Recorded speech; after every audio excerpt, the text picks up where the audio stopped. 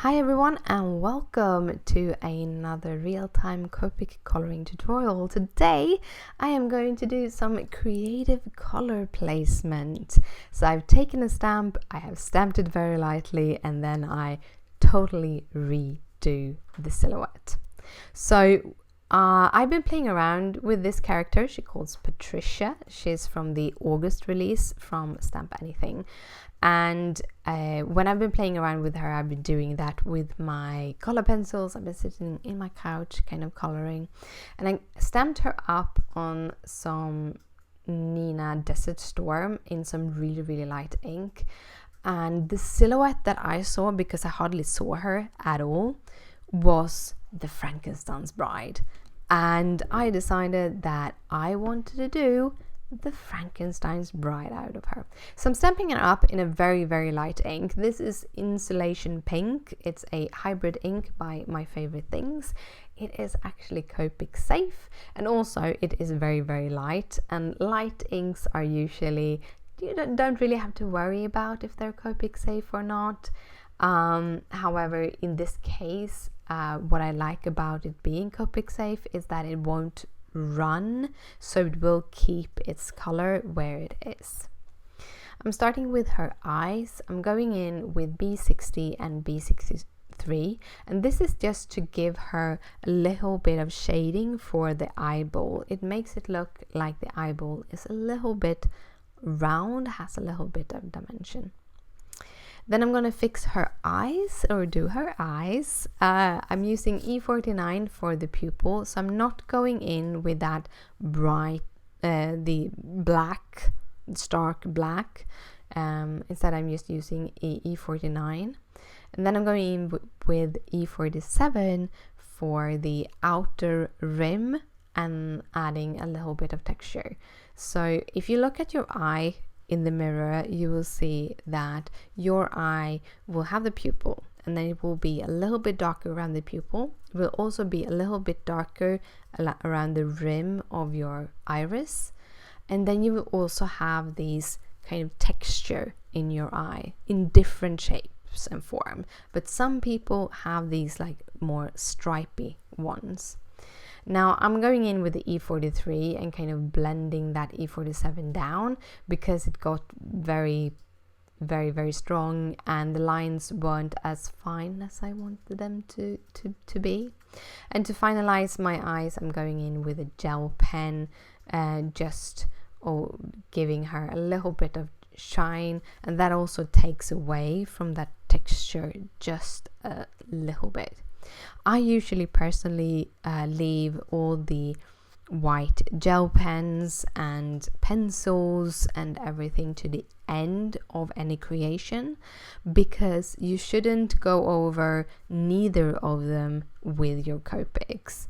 When it comes to the gel pen, it actually dissolves by the alcohol in your pen, so you get that sticky white things on your nibs. When it comes to your pens or pencils, those actually also will dissolve by alcohol. So you can actually buy a separate blender pencil and use that to mix your pens. If you're just doing pencil work, it works. Actually, it works. But that means also that some of that pigment might actually end up on your nib. So you want to have a separate pen. Usually you can just scrub it on a piece of paper and it will be removed, but you never know. And I'm very careful about my Copics because they were really expensive. So for her face, for her skin, I'm actually going in with a lighter skin tone. Now, I realized when editing this video that if I had been a little bit smart, I have used one of those techniques that I usually remember, and that instead of using the E11, which is kind of a very pink tone, I could have used something like a BV01, which is a blue violet. That would help to give that shadow and still keep that really light skin. Because one of the things that I felt I really lost in this, especially around the ears, because it doesn't have any lines around the ears, I really missed the contrast there. but I kind of like this image. And I'm going to tell you, I actually did this card earlier today before this one and decided that I wanted to redo it. So sometimes I redo a card. That is not often. Usually I have kind of sort of an idea and I sit down and make a card, but I did it today and then I didn't feel like I wanted to upload it. I stepped away for a little while, got back, looked at it and realized a couple of things. One of the things was that her mouth didn't become the way I wanted to. On the first card, the hair wasn't really the way I wanted it to be, and I also had another ink as the background, so it was a little bit of a darker ink, so you could see it more clearly, where I used like the white grays and the more earth tones. And for the card itself, I because she was so light, or is so light, the background actually got a lot of contrast because I left those little skulls white. If you haven't seen the card video, by the way, it should be linked in the description down below. It should be linked up in the corner and at the end of the video. Anyhow, I never blended over with purple, so you had a very, very high contrast in the background, and when you don't have that high contrast in the image, the background will compete with the focal image, and in this case you looked more on the background than the focal image, which I really didn't want to. So I sat down and I redo the card. I added a little bit more contrast in her face, and I did a few different things with her dress and her body. But the different things I really did was, one, I added a second layer of the skin tones. I kind of just said, sod it. I don't care that she isn't light enough because she's Frankenstein's bride. She should look like death. But I just sod it. We give her a little bit more color because I really needed to have a little bit more of that contrast. And contrast means that you have, the more contrast you have, the more the bigger difference is it between the darkest darks and the lightest light, and the less contrast you have, the smaller the difference between the lightest lights and the darkest darks. So that's how you work with contrast. I am a person that loves contrast. Contrast really make things pop. It really helps to define and create your dimension, if that is what you're after.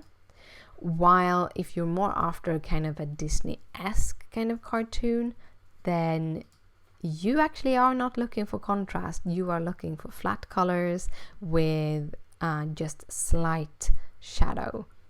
But yeah, that's kind of the ideas. In this case, I wanted to give her a little bit more dimension, a little bit more contrast. For her lips, I'm going in here with R20, and I haven't put the little thingy for the R20 here because I decided the R20 was way too light for what I was going for. However, I left it in because I wanted to say that if you're uncertain on how you want to color, especially when you doing these kind of no line coloring techniques, go in with a much lighter color and map out where you want to add that color, and then go in with the darker. In this case, I didn't add that little number for the R35, and that is because the R35 was way too close to the R24. So I instead went in with the 37. I'm just adding a little bit of color in the sides of her mouth to add some dimension to the mouth. For her eyelashes and her eyebrows, I went in with a pencil because I already had noticed that I had a little bit more of a heavy hand today, I've been having some migraines, and I usually get more heavy-handed when I color, when I have those. So it was a little bit more heavy-handed, so I was so worried that I would destroy the image if I would be using a thick marker. Like, usually I can be very, very, very dainty and make those lines, but today I just knew that wasn't going to happen. Also, I have actually put the image, as you see here, which is Patricia, which is the image that I have stamped, on the side, because of using the installation pink. It is so light that the details of the eyelashes actually got lost. So I kind of tried to look at the image, then look at the stamp itself, and then look at the image again to try to figure out where to put all those eyelashes, because I really like how Annie has done them. I think they're beautiful, and I didn't do them justice, but hey, that's how it is sometimes. Then I'm gonna do the eyebrows. These are very unique eyebrows. So when I kind of interpreted the silhouette as Frankenstein's bride, I actually went online and googled Frankenstein's bride to make sure that that was the character that I thought that I was seeing in this little, my interpretations of it. And she had very strange eyebrows, so I decided to make those very strange, very thin, very straight eyebrows. Yes. And if you are a Star Trek fan, you can also see it. It's Spock. It's Spock eyebrows. She had those. So I wanted to keep it because I wanted to keep some of those things kind of with the original design. And I just added a little bit of an extra tail there. Then we're going into the big, very, very, very creative color placement. So she has this little dainty little dress, this character Patricia. However, Frankenstein's monster actually have like a big sack on her, and then her arms and her legs are wrapped like a mummy. So I decided to make something like that, and to here you see I'm going in with a very, very light. I'm going in with E quadruple 0. It's a super light color. It is the color that I used for the highlights on her face, and I'm just kind of masking out where I want to put the kind of outline of the image, and then I'm just filling that in to see how much that pen actually covers. And with that installation pink, it does cover more than I thought. However, I already knew that I would be using the E40s for her little sack dress here. As this character has her foot up in this little cutesy pose, I decided that I wanted it to look like the sack had been pulled up by the foot, instead of just trying to hide the foot and make another one. I wanted to keep with the essence of the stamp, even though I'm doing a Frankenstein's monster bride of Frankenstein. That's the word. Out of her. So I kind of gave the dress a couple of these line marks that it looks like it has been pulled up at her feet. And then I wanted it to look like, because it's pulled up by her feet, it's also kind of pulled towards her bottom leg. I didn't have any references for this, so it's not perfect, but it works, and I'm just happy that it works. Okay. I'm just happy it works. This is the scariest thing, doing these kind of creative color color placement. Like I did a whole bunch of these in the beginning of COVID, just when I started looking at these images, and I do have a couple of videos on how I did hair, a lot of different kinds of hair on characters, but doing the whole dress and everything, I'm not used to it. I'm not good at drawing, especially not people. I can draw a bird, but people, no, I'm not good at it. So this is just experimenting, and I really liked how she came out, so I thought, why not share? It was fun, and I think we all need that. We need some fun in our life, and just experimenting and not expecting it to become something. When I started coloring her, I had an idea, but I also knew that I put on the camera and I did my idea. The first one didn't come out the way I wanted, so I did reshoot it because I really wanted a card with this idea that actually worked. But yeah, here is a little tip. I am using some the colorless blender liquid on this little cloth to give texture to the dress.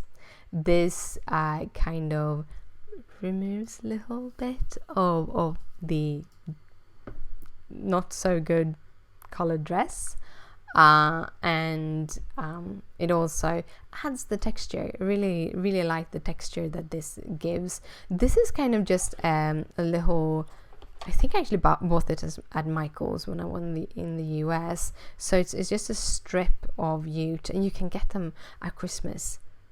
You can always get them at Christmas, so really good. And then just the refill of the blender pen, and you can give the texture.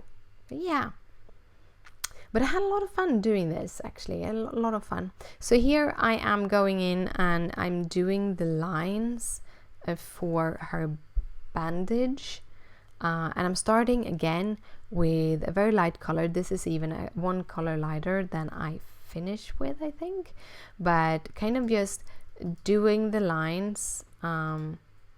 Remove the pen, and then I realized, hey, she's supposed to have this on her feet also. And on her feet, on her hands, I actually left a little bit of the hand out, while on her feet she has bandage all the way down, because I don't know, I just couldn't figure out which kind of shoes the Bride of Frankenstein would have. And I also wanted to show that she had bandage on her legs, and because there's so little of the legs, I decided to just push it down all the way. What I do when I do bandage is I start by doing a dark line, and this is kind of the underside of the bandage, of one of the bandages, and I do that line with, in this case, the E43. Then I'm going in with the E42, and I'm just adding a little bit extra of that E42 underneath, kind of blending that out just a little bit, so it looks like a shadow. And then I went in with the E40 to color it all in, and then I went in with the E42 to just give it some outlines, because it just didn't show up enough. Again, you know, I wanted a little bit more contrast. And to finish those little off, I kind of went in with the skin colors to give her hands and her neck, which I hadn't colored, and I just realized that I hadn't colored it. Well, I kind of left them a little bit, because on the first image I actually colored the arms by mistake, and I didn't like having that skin tone underneath the bandages. So I really liked that I could just do the little hands. Then I'm going to go in with the E43, E42 and tones again, because I realized that the bump that you had by her shoulders was, it looked a little bit strange. It was there because of how the stamps have these little fluffy arms, but I added a little bit more color on the sides just to make those shoulders look more cohesive with the arms. And now we're going on the hair. This was kind of the thing I saw, because when I stamped it as light as I did, I just saw this outline, and when I saw the outline, I'm like, that's the bride of Frankenstein. That is the bride of Frankenstein. So I decided that I wanted to do her. Yeah, like color her, you know what I mean. So for her hair, I'm gonna use the sea grays, because I wanted her to have this kind of cool hair, not a warm toned hair, more of a cool toned hair. By the way, the Bride of Frankenstein is a black and white movie, so there wasn't that many like color references.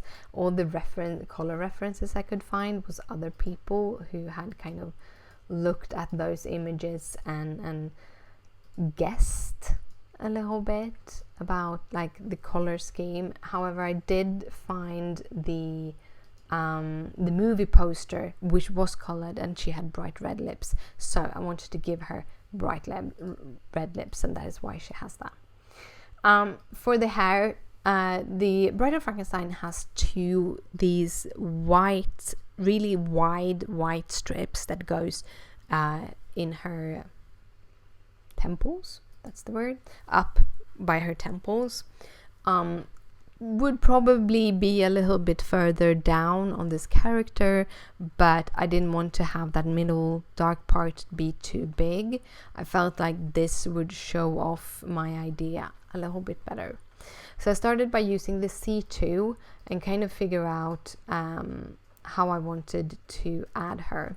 Then I'm going in with C6, and here I give her like a texture towards her forehead, and that is to make it really look like she has hair and not a hat, because you could really easily make this the same kind of thing into one of those Russian hats, you know, those guys that dances on the floor, like almost sitting cross-legged but still standing. I don't know, Cossacks, that's the word. They have those big hats on, or it's just because I'm Swede I have these things, I don't know. Anyhow, I wanted to look like hair more than a hat. So I went in with the C2, and then I went in with the C6 to just jump a couple of colors up. I knew I would go in much darker than the C6, but I was still a little bit afraid about how it was supposed to look. So that's why I went in with the C6. Again, really good tip. If you are trying to kind of play with these kind of things, start with the lighter colors, build up the colors in a way so that you can be comfortable in what you are coloring. And again, I am using Hammermill color copy cardstock when I color. This is £80, and I think the £100 is slightly more expensive, but I paid $14.90 for a rim, yeah, that's probably the word, of it, like 250 papers.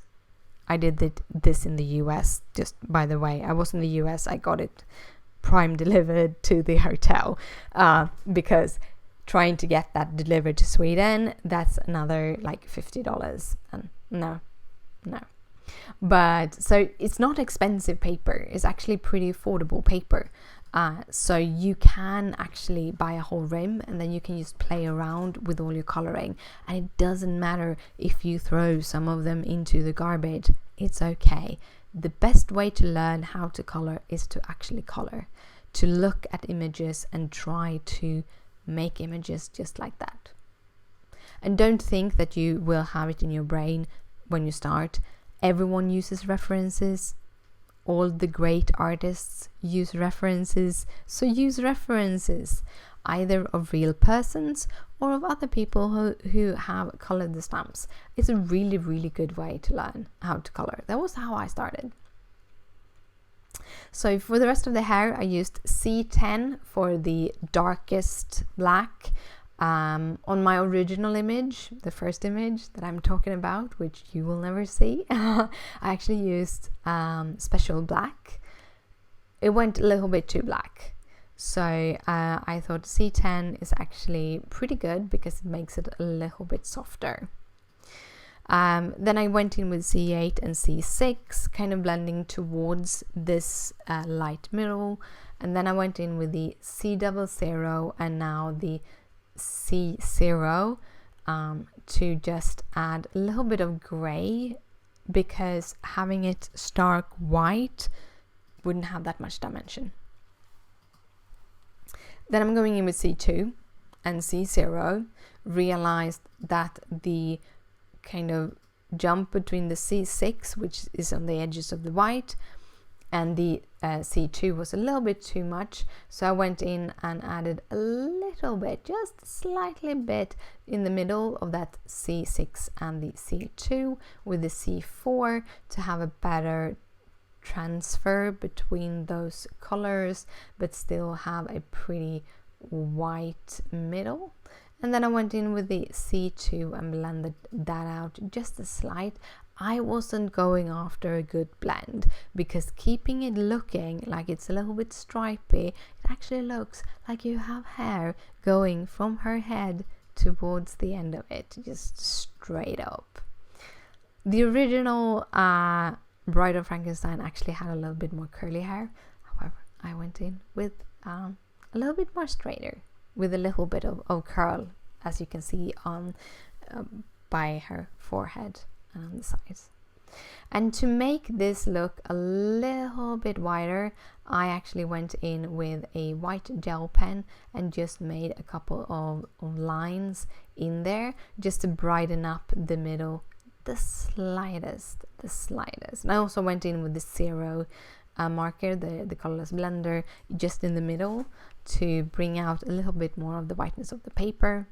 And to finish her off, I'm adding hair all the way down to her ears, so it again looks like she has hair and not a hat. But yeah, this was all the coloring of her. I hope you liked the video. I hope you got some ideas to play with. If you like this video, please thumbs it up. If you have any questions, just comment down below where you find all of the Copic markers and all of the card materials and everything. If you want to see more videos like this, hit that subscribe button. But thank you so much for watching, and I'll see you later. Bye!